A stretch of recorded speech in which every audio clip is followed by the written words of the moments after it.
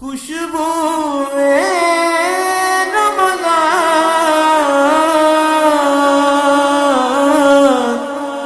خوشبو رمضان۔ بار دیگر خوش آمدید کہتے ہیں آپ کو خوشبو رمضان میں۔ ناظرین مکرم، 1441 ہجری کا یہ خوبصورت رمضان المبارک، آج 8 رمضان المبارک کی سحری کی یہ خوبصورت ٹرانسمیشن سٹی نیوز HD اور سٹی اسلامک HD کی وساطت سے آپ کی خدمت میں پیش کی جا رہی ہے، جس میں ہوں آپ کا میزبان یاسر علی۔ ناظرین مکرم، ہمارا موضوع ہے معراج المومنین۔ وقفے میں ہمیں ایک خوبصورت مہمان نے جوائن کیا ہے، بہت اچھے لب و لہجے میں ثناء مصطفیٰ کریم صلی اللہ تعالیٰ علیہ وسلم کرتے ہیں۔ حضور پاک صلی اللہ تعالیٰ علیہ وسلم کا ان پر خاص کرم ہے۔ میرے مہمان ہیں عادل اسحاق مصطفی۔ السلام علیکم عادل بھائی۔ وعلیکم السلام۔ بہت شکریہ، ایک مرتبہ پھر آپ تشریف لائے اور ہمارے پروگرام کو رونق بخشی۔ ناظرین مکرم، سب سے پہلے میں چاہوں گا کہ روفی صاحب سے چند باتیں کریں، اس کے بعد ہم علامہ صاحب کی طرف جائیں گے۔ قبلہ یہ بتائیے کہ کتنا عرصہ ہو چکا آپ کو اس فیلڈ میں، کتنے دہائیاں گزر گئیں؟ وہ کم و بیش ماشاءاللہ جی 17-18 سال ہو گئے۔ اچھا جی، اللہ کا کرم ہے، پراپر جب آپ سرکار کی نوکری میں چلتے ہیں دن رات جی، اور دور دراز ظاہر ہے آپ نے سفر کیا پورے پاکستان میں جی ماشاءاللہ۔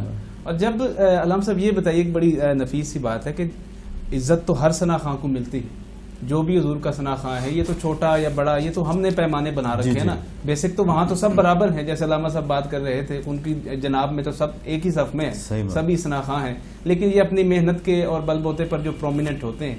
آپ یہ بتائیے کہ جب عزت ملتی ہے، آپ کی توقیر کی جاتی ہے، اسٹیج پر آپ کو اناؤنس کیا جاتا ہے، عوام جب آپ کو چاہتی ہے، تو اس وقت آپ کیسا فیل کرتے ہیں؟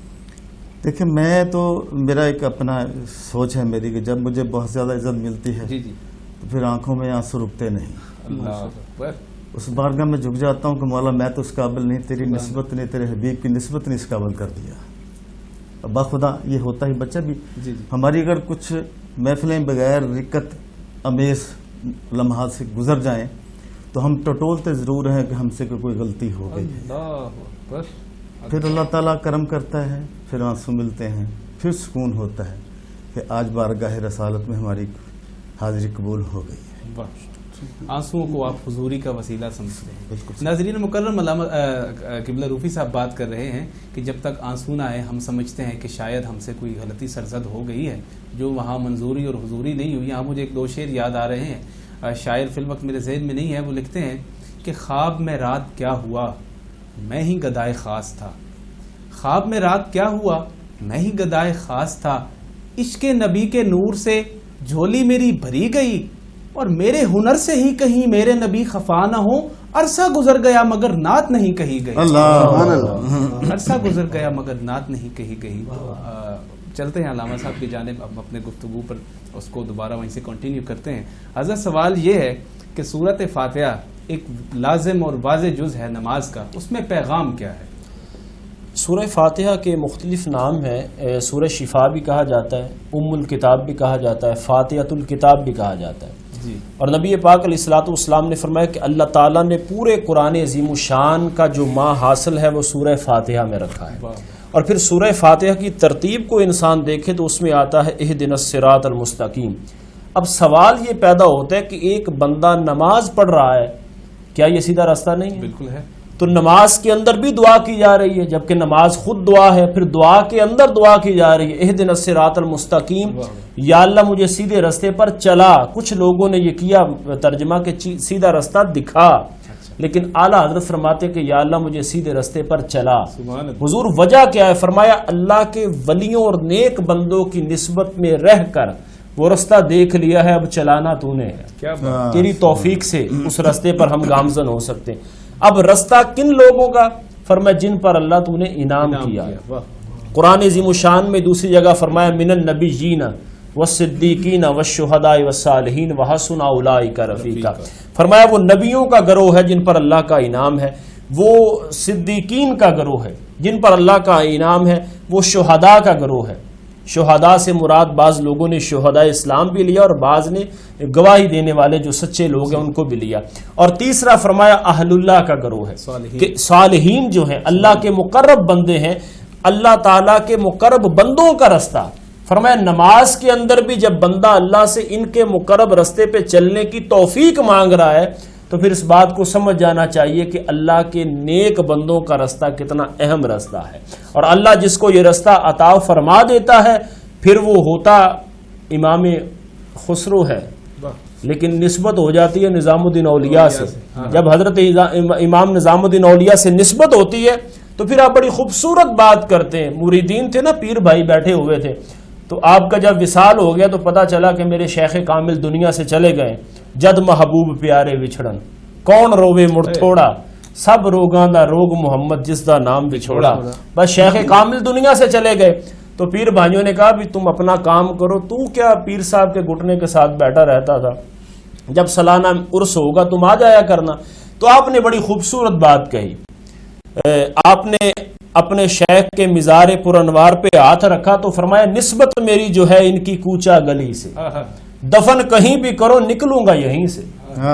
آج حضرت نظام الدین اولیاء کے ہر مرید کا اپنا آستانہ ہے، میں 2016 میں حاضر ہوا، ہر مرید کا اپنا آستانہ ہے، لیکن حضرت امیر خسرو آج بھی حضرت نظام الدین اولیاء کے قدموں میں موجود ہے، ادھر ہی ان کا مزار پر انوار ہے۔ جو بھی وہاں حاضری دیتا ہے، آپ تو گئے ہیں کہ سب سے پہلے وہ جناب امیر خسرو کے مزار پر حاضر ہوگا، بعد میں خواجہ محبوب الہی، بعد میں خواجہ نظام الدین اولیاء کی بارگاہ میں حاضر ہوتا ہے۔ اور بڑی خوبصورت بات جو حضرت خواجہ حضرت خواجہ شمس الدین سیالوی رضی اللہ تعالی نے فرمائی، ابھی پاکستان نہیں بنا تھا تو آپ ادھر تشریف لے گئے، تو کیونکہ نسبت تھی، محبت تھی، پیار تھا، تو حضرت نظام الدین اولیاء نے فرمایا کہ اگر شریعت کی پاسداری نہ ہوتی تو میں یہ حکم کرتا کہ مجھے اور امیر خسرو کو ایک ہی قبر میں دفن کیا جائے۔ پیر کامل صورت ذل الہ یعنی دیدے پیر دیدے کبریا، ہر کے خواہد ہم نشینی با خدا او نشینن در حضور اولیاء۔ فرمایا اگر یہ شریعت کی پاسداری نہ ہوتی تو حضرت خواجہ شمس الدین سیالوی رحمۃ اللہ علیہ ابھی پاکستان بنا نہیں تھا، تو آپ تشریف لے گئے۔ جب آپ تشریف لے گئے تو آپ نے دھاگے کا ایک سرا جو تھا حضرت نظام الدین اولیاء کے مزار پہ باندھا، اور دوسرا سرا آپ نے دھاگے کا حضرت امیر خسرو کی قبر مبارک اور آپ کے مزار سے باندھ کے دعا کیا کی کہ حضرت میں نے آپ کی نسبت کو قائم کر دیا ہے، اس کا صدقہ مجھے ملک پاکستان عطا فرما۔ قدر والے جانتے ہیں قدر لوگوں کی، اللہ کے ولیوں کی قدر والے لوگ ہی جانتے ہیں، اور نماز پیغام بھی یہی دیتی ہے کہ صالحین کی جماعت میں شامل ہو جاؤ، کیونکہ نبیوں کی سنگت یا صحبت تو میسر نہیں ہے، شہداء کی نہیں ہے، صدیقین کی نہیں ہے، تو پھر اللہ کے جو مقرب بندے ہیں۔ لیکن لمحہ فکریہ ہے کہ یہاں لوگ کہتے ہیں جی اللہ والا ملتا نہیں ہے، ہم نے برانڈ کی جوتی لینی ہو نا تو ہم پورا شہر گھومتے ہیں، پورا شہر گھومتے ہیں۔ اگر آج کے دور میں بابا فرید جیسا پیر نہیں ہے نا تو حضرت امیر خسرو جیسا مرید بھی نہیں ہے، نظام الدین اولیاء جیسا مرید بھی نہیں ہے، صابر پیر جیسا مرید بھی نہیں ہے۔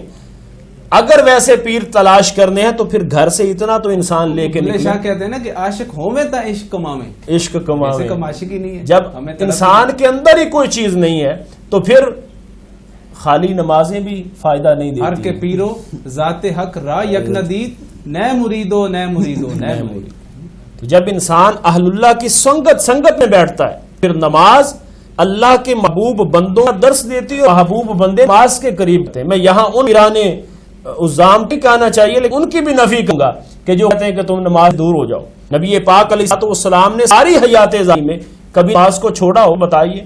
اگر اہل بیت طہار کا ہی نام لینا ہے تو کوئی اہل بیت کا فرق بتا دے جو بے نمازی ہو۔ ساری قربانیاں نماز کے لیے۔ سیدہ کائنات کا سجدہ ختم نہیں ہوتا ہے، 18 گھنٹے کی رات۔ حضرت بلال جب اذان دیں اور کہتے ہیں الصلاۃ خیر من النوم تو سیدہ کی آنکھ میں آنسو آ جاتے ہیں۔ اللہ تو نے 18 گھنٹے کی رات کتنی مختصر بنائی ہے، تیری نبی بیٹی کا سجدہ ختم نہیں ہوتا، تیری رات ختم ہو جاتی۔ مولا کائنات دیکھ لیں کہ کعبۃ اللہ کے اندر ولادت ہے اور مسجد میں شہادت ہے، مولا علی اللہ کے گھر سے نہیں ہے، اور یہ کیسے ماننے والے ہیں کہ جو گھر جاتے نہیں۔ ہمیں حسین کا طرز حیات دیکھ لیں کہ امام پاک نے سجدے میں سر کٹوایا اور قیامت تک آنے والے شخص کو بتا دیا ہے حسینی وہ ہے مسجد سے اور ذات سے محبت کا والا۔ سبحان اللہ سبحان اللہ، یہ طریق ہے اللہ والوں کا، یہ راہ ہے اللہ والوں کا۔ نبی مکرم رنگ و عرفان کی علم و نور کی یہ بزم بھی جاری و ساری رہی۔ وقت ہوا ہے ایک فے کے بعد دوبارہ آپ خدمت میں حاضر ہوتے ہیں اور دوبارہ یہ سلسلہ یہیں سے شروع۔ ہم لاتے ہیں ٹاپ نیوز، آپ کے فیوریٹ ٹاک شوز اور ان لمیٹڈ انٹرٹینمنٹ صرف یوٹیوب پر۔ اگر آپ نے ابھی تک ہمارا چینل سبسکرائب نہیں کیا تو ابھی سبسکرائب کریں اور بیل آئیکن کو کلک کر کے ہماری لیٹسٹ ویڈیوز کے بارے میں اپڈیٹ جانیں۔